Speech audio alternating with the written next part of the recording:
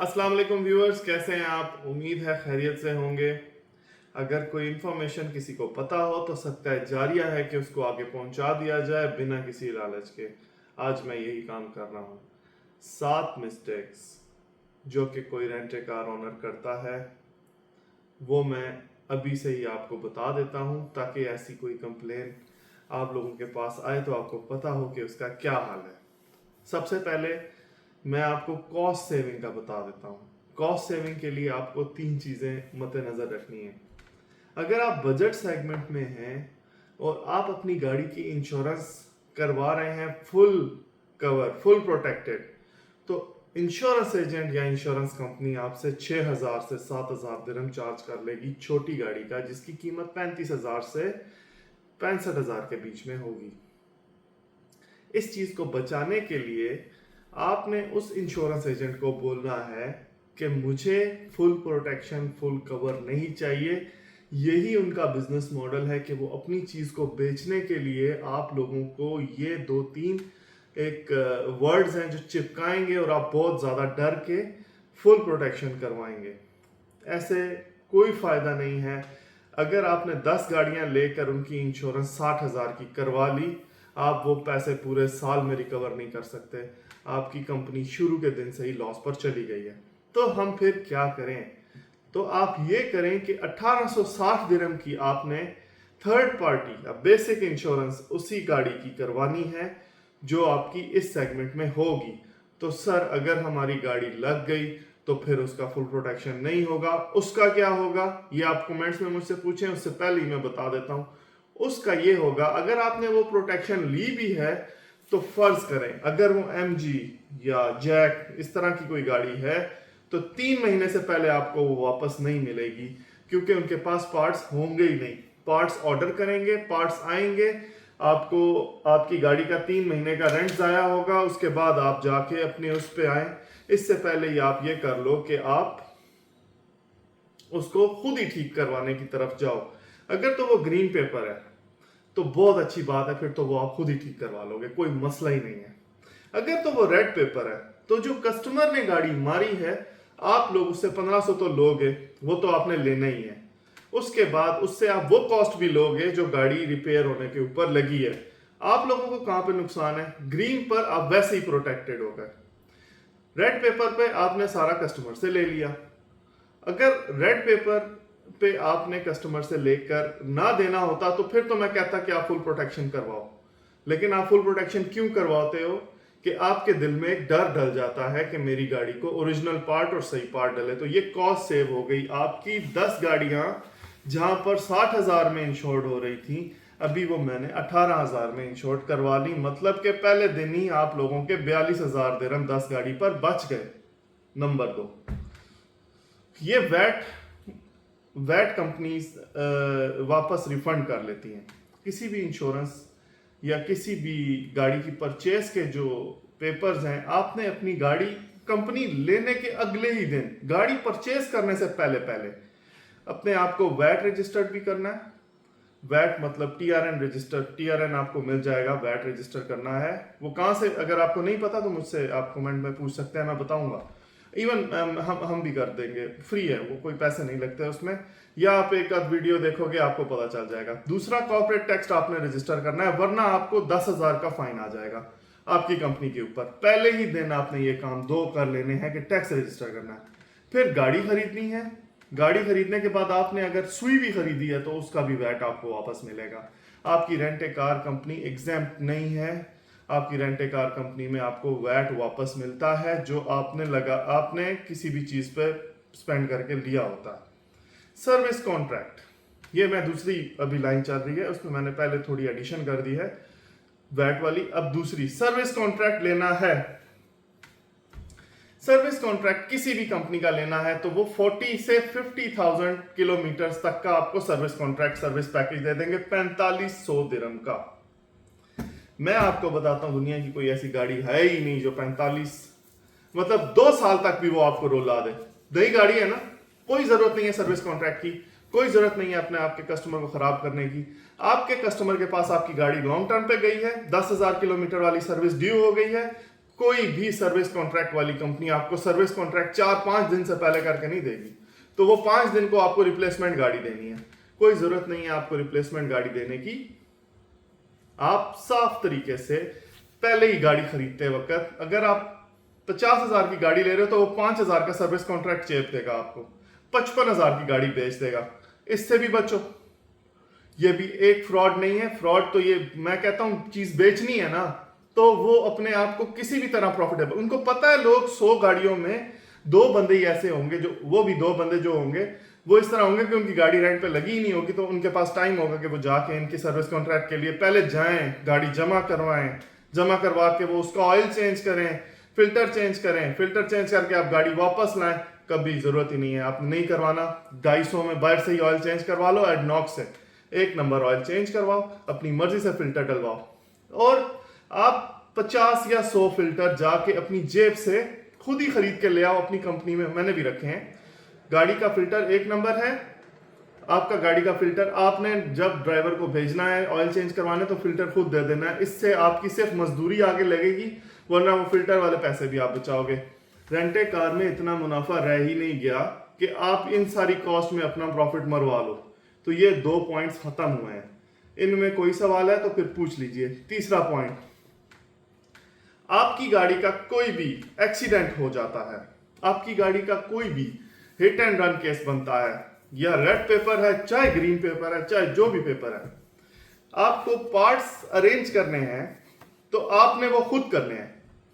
खुद कैसे करने हैं? सज्जा जाना है, शारजा जाना है, यहां पर मुसफ़ा भी आपको, इवन अबू धाबी में मुसफ़ा भी आपको बहुत सारे पार्ट्स प्रोवाइड कर देगा। अगर वो चाइनीज कंपनी है, फर्ज कर लिया जैक से शुरू करते हैं, फर्ज कर लिया एमजी से शुरू करते हैं। एमजी वैसे आप कहेंगे ब्रिटिश कंपनी है, चाइनीज ही है। अब वो चाइना की गीली कंपनी और ये एमजी कंपनी और जैक कंपनी की गाड़ियों ने आजकल धूम मचा दी है। तो ये ही गाड़ियां ज्यादातर रोड पर आपको देखने को मिलेंगी, या आप रेंट भी यही करना पसंद करते हैं। इनके पार्ट्स बहुत सरदर्द है, बहुत बड़ी प्रॉब्लम है। तो आपने क्या करना है, आपने सीधा जाके इन जगहों से इन गाड़ियों के पार्ट्स चेक करने हैं, जो कि बहुत ज्यादा मुमकिन है कि मिल जाएंगे। अगर आपको वो नहीं मिलते तो आपने डायरेक्ट डीलरशिप के पास जाना है और पैसे देके वो पार्ट खरीदना है फौरन से पहले। फर्ज किया फ्रंट लाइट टूट गई, फौरन से पहले 1 दिन के अंदर आपने वो लाइट खरीदनी है, वरना वो 10 साल भी आपको कोई नहीं देगा, वो अरेंज नहीं करके देंगे। आपने वो लाइट खरीद के अपने किसी डेंटल मैकेनिक के पास जाके फौरन फिट करवा लेनी है। आपका 1 दिन का रेंट जाया हो जाए, बेहतर है कि आपका महीनों का रेंट जाया हो जाए। आपने फौरन गाड़ी को रोड पे लेके आना है, आपने खड़े होकर वेट नहीं करते रहना, और आपका काम कोई नहीं करेगा। टोयोटा और निसान और मजदा में ऐसी प्रॉब्लम नहीं है, वो फौरन ही पार्ट अवेलेबल होता है, उसका कोई टेंशन नहीं है। तीसरे नंबर पे प्री ऑथराइजेशन, यानी कि ब्लॉक, यानी कि क्रेडिट कार्ड के अंदर का अमाउंट आपने कुछ मिकदार में अपने पास एज अ गारंटी ब्लॉक कर लिया। ये क्या है? मैं पिंडी बॉयज एक कस्टमर को गाड़ी दे रहा हूं और कस्टमर ने मुझसे गाड़ी ले ली। कस्टमर कल को कुछ भी कर दे, हम कुछ नहीं कर सकते अगर हमारे पास प्री ऑथराइजेशन नहीं है। ट्रेन का सिग्नल एक लड़के ने क्रॉस किया रेड लाइट पे, 24 ब्लैक पॉइंट्स, और उसके बाद गाड़ी को 30 दिन का इंपाउंड लगा। इंपाउंड मतलब उसको जेल होगी। अब ये चीज कोई भी कंपनी बर्दाश्त कर सकती है, उसका तो 1 महीने का मुनाफा भी गया, और अगर कस्टमर यहां से भाग गया तो आप कुछ भी नहीं कर सकते। तो उसका हल है कि आपने अगर कैश डिपॉजिट लिया था, यानी कि 1500 दिरहम कैश ले लिए थे, और शुरू में आपने अपना ये देखा कि जी मेरा कैश फ्लो अच्छा हो जाएगा, या ये आपने देखा कि चलो कैश आ रही है लालच कर ली, ऐसी कोई हरकत नहीं। 500 का प्री ऑथ 10 लाख के कैश से बेहतर है। आप लीगली बाउंड, आप उस गाड़ी पे कोई कत्ल हो सकता है, उस गाड़ी पे कस्टमर कोई भी काम कर सकता है ऐसा इलीगल, जो आप बाद में कहो यार बहुत नुकसान हो गया। तो मैं अभी बताऊंगा नहीं कि मेरे साथ एग्जैक्टली क्या हुआ था या हो चुका है, काफी टाइम से मैं इस काम में हूं। तो बहुत दफा हम लोगों ने अपने आप को प्री ऑथ से ही बचाया है। अगर हम प्री ऑथ नहीं, गाड़ी मत बेचो, बेहतर है खड़ी रह जाए, प्री ऑथ के बगैर उसको नहीं निकालना। प्री ऑथ सबसे बेहतरीन हाईली रिकमेंडेड मैग्नाती की मशीन है, एफएबी बैंक से आपको मिलेगी, और वो आपका प्री ऑथ करेंगे। प्री ऑथ रिलीज करने के लिए 21 दिन होते हैं। आपको 30 दिन होते हैं, बल्कि आपको 21 से 22 दिन के अंदर प्री ऑथ को रिलीज कर देना होता है खुद ही, वरना वो रिलीज हो जाएगा, कस्टमर के अकाउंट में पैसे वापस चले जाएंगे, इसलिए उसको खुद रिलीज करना होगा। वो कैसे करना होगा वो एक अलग टॉपिक है, वो आपको समझ में ना आए मुझसे कमेंट में बोले, मैं अगली वीडियो में वो भी बता दूंगा। अगली बात, फर्ज करें आपके हाथ से बात निकल गई, एक ही रात में कस्टमर ने 15-20 हजार के फाइन खा लिए, प्री ऑथ 500 या 1000 का किया था, क्या करें? फौरन के फौरन जैसे ही फाइन रिफ्लेक्ट होने शुरू हो, कस्टमर फोन नहीं उठा रहा है, अल अदीद का डिपार्टमेंट है, अल अदीद की एप्लीकेशन है, फौरन उस पर कंप्लेन फाइल करें। वो यहां से एग्जिट नहीं कर सकता। अगर वो एग्जिट कर गया, वो सारे फाइन्स आपको देने हैं जब तक कि वो दोबारा दुबई नहीं आ जाता। ये आपको अल अदीद ALADEED ये एक डिपार्टमेंट है, इस पे आपने अपने कंप्लेन पोर्टल पर जाके अपने गाड़ी का नंबर और कस्टमर डिटेल डाल देनी है। एक कॉन्ट्रैक्ट दिखाओ मुझे, कॉन्ट्रैक्ट लेकर मैं आपको दिखाता हूं। ये कॉन्ट्रैक्ट की कॉपी आपने अपलोड करनी है। कॉन्ट्रैक्ट की कॉपी जैसे ही अपलोड होगी, आपने उसको अल अदीद पोर्टल पर इस तरह के कॉन्ट्रैक्ट को अपलोड करना है।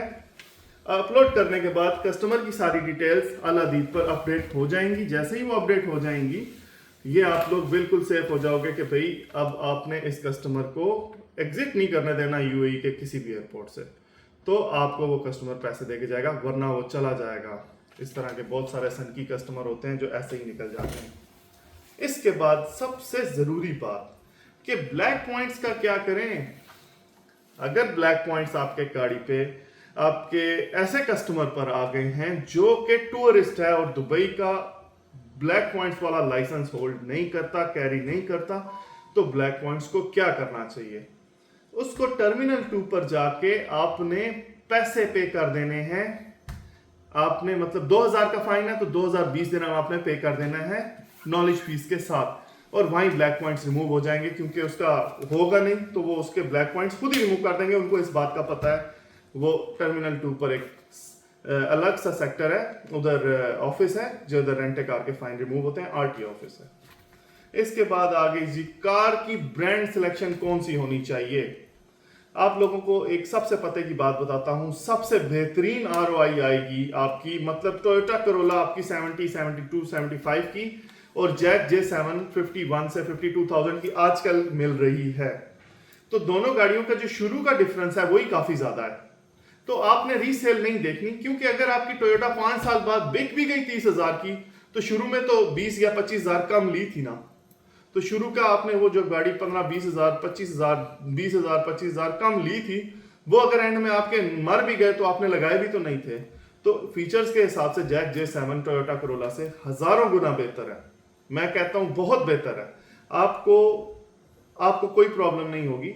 जैक हाईली रिकमेंडेड कार है, मैं रिकमेंड करता हूं। मेरे पास 16 गाड़ियां हैं, सबकी मैंने जो शुरू में आपको बताया, अगर आपने उस तरीके से चलाई तो प्रॉफिटेबल है, नहीं तो अगर उस तरीके से नहीं चलाएंगे, अपने तरीके से चलाएंगे, जहां खड़ी हो गई खड़ी रहे, 15-20 दिन में पार्ट ले आएंगे, ये करेंगे वो करेंगे, कोई फायदा नहीं है। अपनी गाड़ी को फौरन रोड पे लाएं, आपकी गाड़ी है आप उसको चलाएं। अपने पास एक स्टाफ हायर कर लें स्पेशल इस चीज के लिए कि वो आपकी गाड़ियों के पार्ट्स लाए जब आपका फ्लीट 100 हो जाए। अब 100 के फ्लीट पर आपकी हमेशा 1-2 गाड़ियां लगी भी रहेंगी, खड़ी हो जाएंगी, तो उसके ऊपर आप उस एम्प्लॉय को 3,000 से 4,000 सैलरी भी दे दें तो आपको जस्टिफाएबल है। अपना बहुत ख्याल रखें, मिलते हैं अगली वीडियो में, और मुझे सब्सक्राइब करें, लाइक करें अगर मेरी वीडियो आपको अच्छी लगती है। अल्लाह हाफिज़।